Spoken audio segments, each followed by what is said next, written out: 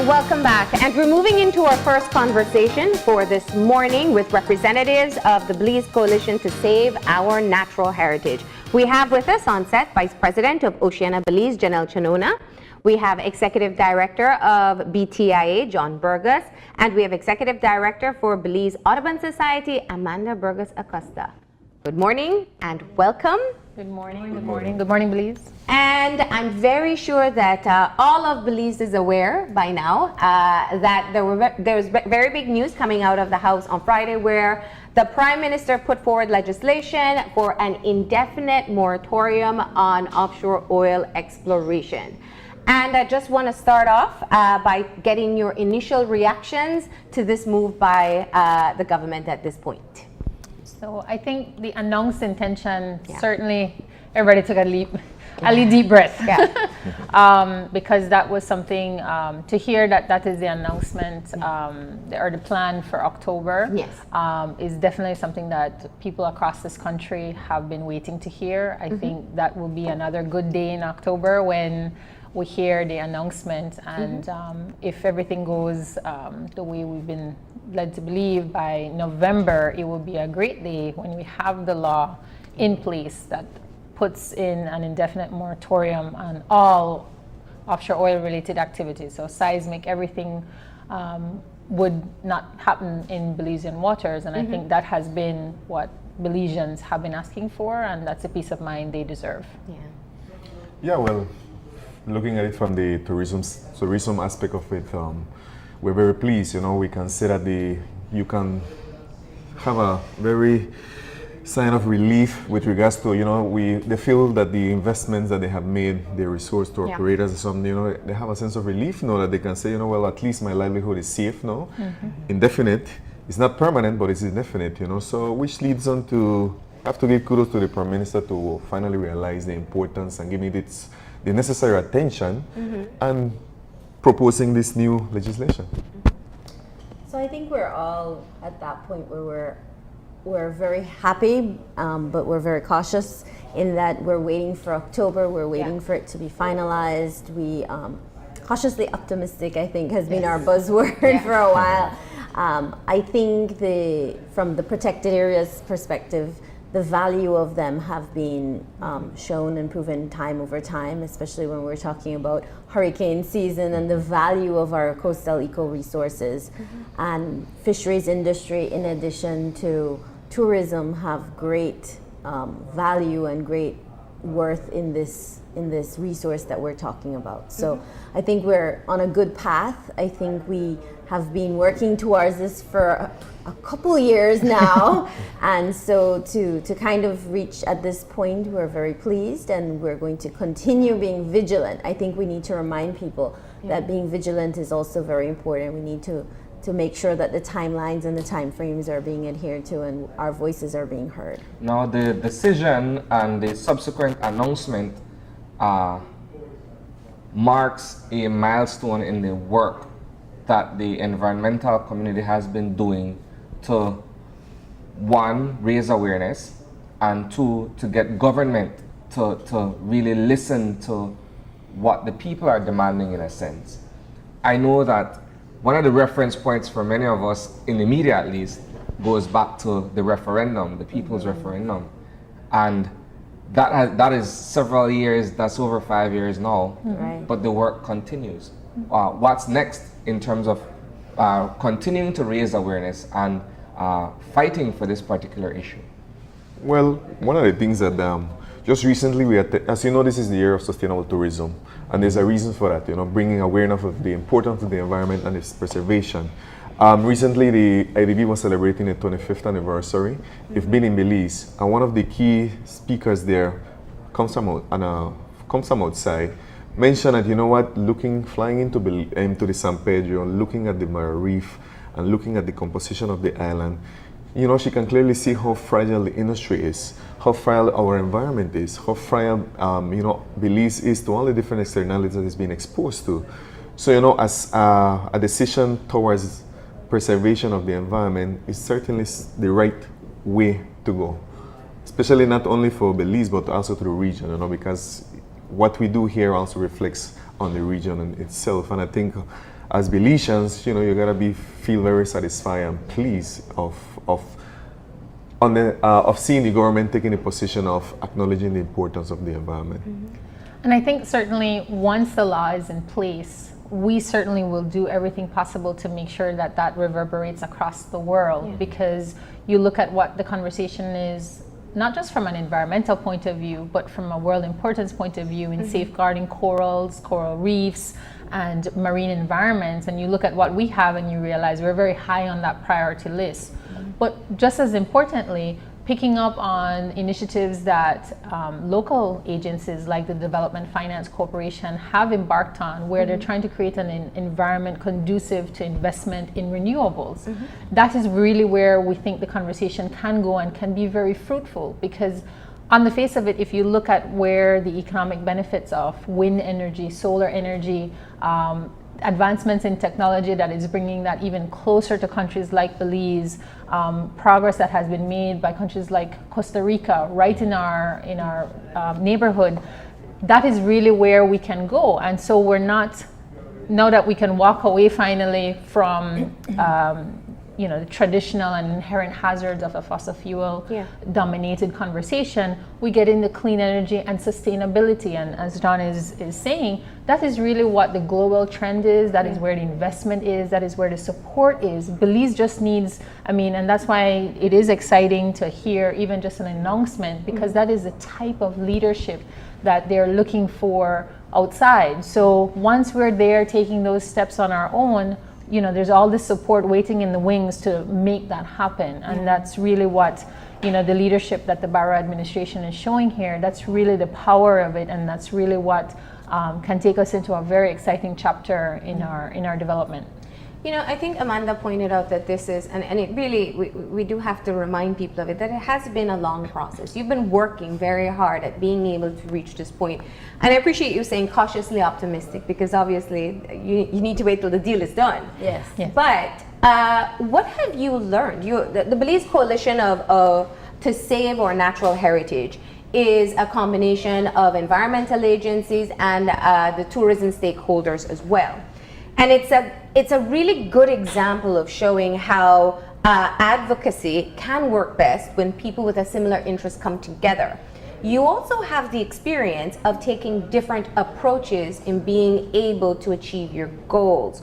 So let me ask you, what have you learned through that experience, and what do you think was ultimately the final push past the finish line to get you to the announcement of the intent? Well, if I could jump in first, I think, Marlene, it has to be, and certainly if you'll allow me, we'll take time before we leave to thank the Belizean people, because it goes without saying that the constant in this has been their commitment and their insistence on this issue, that they want to be meaningfully engaged, that they want to participate, that they want to have a say in our collective future. Because you look at how many issues just get, you know, 1 week headlines, and then it's on the back burner, it blows off, and we're on to the next big thing. This is an issue that has transcended time. It has transcended all the traditional divisive factors like politics, like social status, geography. There are people committed to this issue inland. They don't have no immediate, they're not on the front lines on the beaches and the keys that, you know, with dread seeing oil washing on the next wave. This is a national issue, and I think, to your point, the coalition really came together as an organization specifically from this issue. This is the sole mission of this organization, because it is so cross-cutting. And without that commitment, obviously every time we got up, every time we went to the communities, it was empowered by that support and empowered by that emotion of people saying, this is my bread and butter, this is the quality of my life, this is my children's future, please help me have a voice on this issue. And that's honestly one of the reasons why so much went into the people's referendum, because the people of this country said, I want to stand up and make sure that my voice is heard. And I think certainly moving forward, as we talk about the leadership that's being shown here today, I personally am really looking forward to hearing every opportunity, every leader, whether you're going for student body council president, whether you're running for for your local choir leadership group, whether you're running for office, either nationally or municipally, that every leader takes a position on this issue, because I really feel that this is one of those issues where anybody in a leadership capacity needs to weigh in, and not just rhetoric. You actually make a verbal contract. We've talked before about how the environmental agendas that the Belize Audubon Society has led on has really helped to shape party manifestos of really making sure that we know clearly where leaders are on this. And certainly as we look forward into the next round of elections, that this becomes a talking point, because obviously people don't want to think, oh, okay, we have this law in November, but come election cycle soon, everything gets changed because that party did it. I really think that this issue has been bipartisan, has been unilateral, and it really deserves to be treated as such, because that has been the demand of the Belizean people. I think it's opened a conversation in that we are a nature-based economy, and you've been hearing that a lot. And I don't think everyone knew what that meant, but I think when we started to, through the coalition, start to really promote the statistics of it, 1 in 4 employed within the tourism sector. The fisheries industry is 3,000 licensed fishermen. I think it started to really kind of resonate, and people started to realize. And then we have the intangibles that really people don't understand, because the dollar figures, when they try to put dollar figures, are so exorbitantly large that we're like, it can't be in the millions or billions. Like, what? How can my mangrove be worth that? We don't understand those. But I think if we start looking at it from climate change and risk assessment, you talk about countries like the Philippines and Vietnam who have destroyed a lot of their coastal resources. They're spending millions and billions to secure their communities with rising sea levels and all of the impacts that we are unfortunately going to be feeling, because we, as the smaller countries necessarily and the small island developing nations, are the ones who are, when we talk climate change, going to be the true ones feeling all the impacts of China and the US and the large developing countries. So I think from a bigger context, this has started a lot of conversations. It started a lot of understanding and the education process. I love what you said, because I think, especially when people think about an environmental cause, they think of trying to save the fishes and the birds and the coral and the locking up trees. resources. Yeah, and in this case, saving the scenery that we get to see so often. But I really do believe that people have seen how their direct income may be affected by it. And John, I think one of the great examples is how the tourism sector stood up to their area representative when there was the potential for seismic testing, or really the initial work for seismic testing in the deep waters. So I want to talk about how the tourism sector sees themselves now as advocates for the environment as well. Well, as you know, one of the mission of the BTIA since its inception was the sustainable development of the tourism industry. We use the term sustainable development very loosely. You hear it from different government officials in different capacities. But when it comes down to the on the ground, actually seeing the direct effects, at some points it's not where you would like it to be. But we see some new developments that are moving things, I think, in alignment with what the tourism industry hopes that's going to promote the sustainability of it, no? And of course, at the same time, allow for development in the right direction. We don't want those massive developments that are going to be destroying, removing all the mangroves, impacting fisheries, but so we feel it's too early yet, because it's still not law, but we do believe that it will have a very positive effect in terms of thinking of local people locally, to thinking about investment, thinking of maybe expanding their operation, thinking more sustainable ways of expanding their operations. Because one of the things you have to keep in mind also is that there are some negative impacts that tourism brings. So we're looking into considering climate change, considering more green technology, considering things that are going to have less impacts on the environment, and be able to align those with policy which are going to be supported by government, you know, so this is one good step, but there's many other steps that we really need to take into consideration. Yeah. We need to begin the discussions. We have to give credit to the people of Belize to being so well informed about the dynamics of the economy and see how the environment affects everything. If we don't have a healthy environment, we don't have a tourism industry. We don't have a tourism industry. We don't have. Jobs. We will have a lot of people without 60%, jobs. A lot of yeah. people without being able to feed. And well, of course, we look into the fishing industry as well. You know, everything is connected. If we have a healthy environment, we have a healthy economy. I think the product that we offer, and when we talk about tourism, this is where people have to understand the connections, Yeah. because the product that Belize offers is a nature-based product. It's the protected areas, it's the marine reserves, it's we sell it all sexy and promoting it and swimming with the sharks and the stingrays, but it's a protected area. You talk about going and tubing and caving and all of the activities, even from the cruise perspective, and we can talk size and mega versus overnight, and that's a whole different discussion, but the reality is the reason cruise comes to Belize is it's a destination that is promoted. It's not the beach. It's the fact that you can do tubing, it's the fact that you can do caving, it's all of what we have and that we can offer in this very small compact package that we have that we call home, and that we have to protect, and we need to know the value of what we have.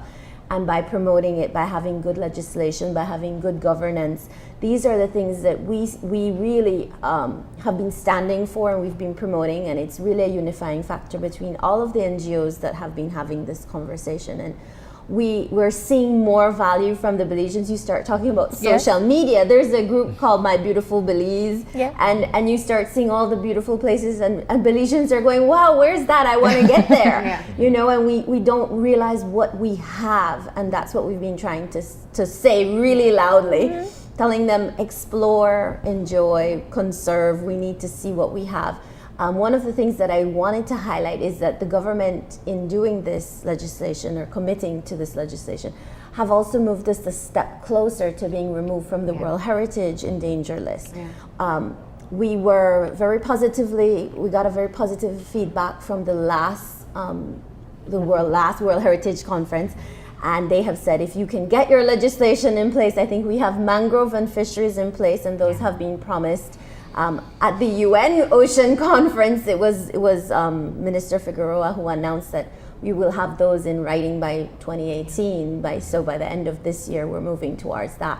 So once we've done that, we're inching there, but we're getting very close. And I think World Heritage is another topic that we're moving towards. From a political perspective, I would want to think that everyone would agree that this has been long in the making. Should have been something that perhaps would have been a no-brainer, that we are, by way of citizens and by way of the government, responsible for the protection of our marine resources, in this case, our environment.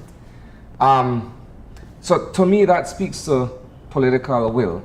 When we go back to all the efforts that have been put in place from day one, from the inception of this movement to where we are as of Friday, we're finally at this point now where, okay, legislation is forthcoming and we're moving in a specific direction.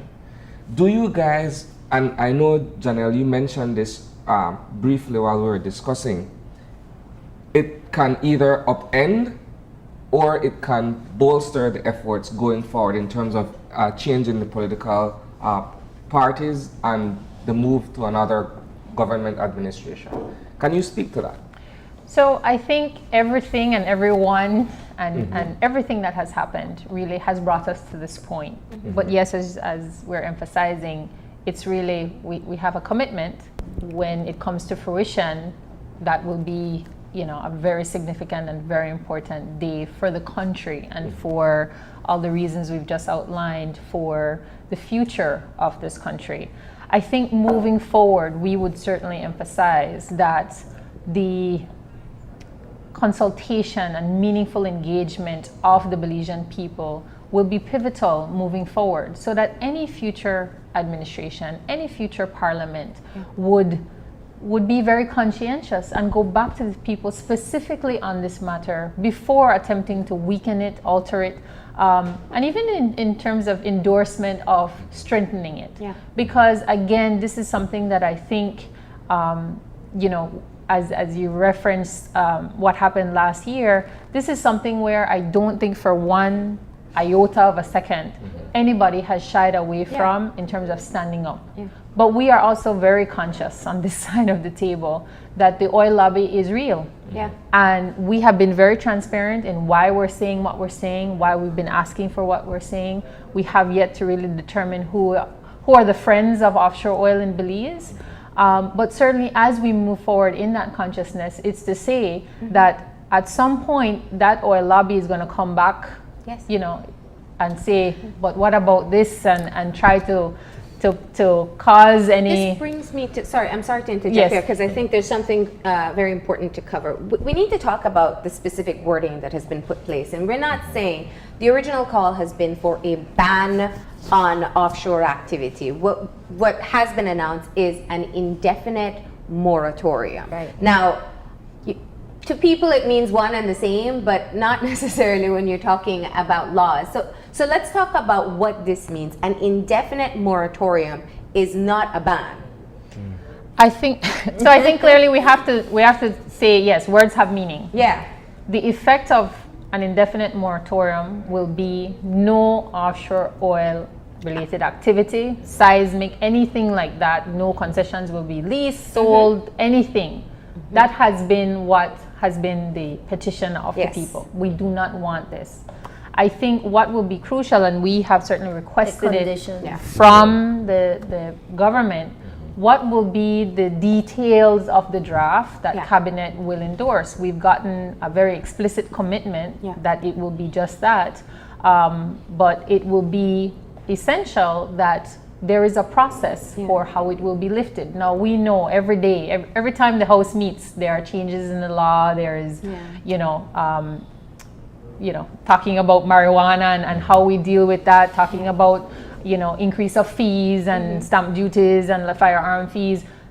Laws are changed every day. But that is where I think, as we have emphasized, that is the importance of the populace's commitment to this industry, the electorate's commitment to this issue, and that will really dictate how it is handled moving forward. So as we're emphasizing, it's really to underscore that there's a vigilance, because that oil lobby can come back and try to, wait and catch people sleeping and be like, when we could talk, and and that's fine, because at the end of the day, we know that the commitment is real. We know that the impact on Belizean lives and livelihoods is very real, and they don't need any reminder, any awareness of that fact. So I would really like to hear any future parliament, any future administration really address that as seriously as that, because I think the reaction would be very real. Just as one of the key things that Janelle mentioned before is that we gotta keep the issue alive. We gotta reach out to all our area representatives, whether it's on the current government, the opposition, ask them what's their position on the issue. What is the position moving forward? What do they feel? We gotta be vigilant of that. We cannot put our move our foot off the pedal to say, but and end of the day, the government should listen to what the people want. And I think that it has been clear from 2012 on the referendum, that the people's referendum, that the people want to protect and preserve its environment.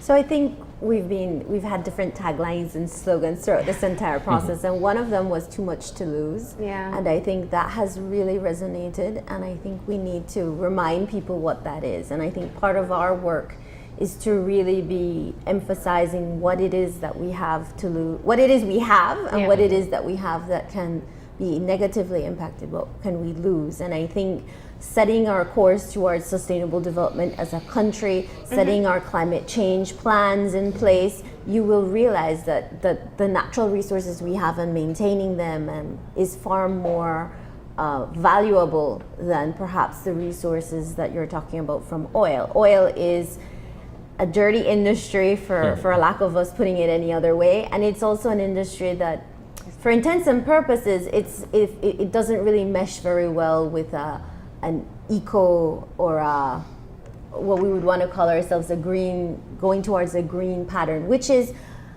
a lot of the money is in the greening, right? We start talking about nature-based solutions for climate change and for flood mitigation. And it's better to keep what we have than to spend millions, because that's what it will take to do hardened structures and man-made. Yeah. So that's I think setting our track and setting our way as a country, and having people understanding the value of those green spaces. Have you been consulted at all in terms of what will go into the draft legislation? So we understand that process is underway. Okay. We've been told that the next House meeting will be very early in October. So as timelines would have it, we would be looking to sometime at the end of September. And I know drafting takes a while. We do have the Clean Ocean Safe Tourism draft legislation that can be used, and I'm sure they would be open to pulling parts of that. But I think that again is why it's so important this September, as we raise our flags and we really celebrate what is ours and what we claim. And I love telling people, it makes my heart swell with pride when you hear people, in any part of the country or any part of the world, we have the second longest barrier reef in the world, and you just see this light up, And it's living. Yes, and it's living. And I really think this September, as we're celebrating and as we're feeling that patriotic pride more so than we do other times of the year, that we really, respectfully, this is something leaders are taking an oath to do, that they're swearing to do, that as citizens we have a right to ask them to weigh in on this issue, because it really makes us who we are. And as Amanda is saying, we just have to follow through with that, because we can't be saying one thing on one hand and doing the next. Once we have that cohesion and that agreed upon direction, that is really what is going to make moving forward so much smoother. Now, knowing the organizations involved, there won't be much complacency even after the legislation is passed. But I want to ask a question specifically to you, Amanda, as Belize Audubon Society.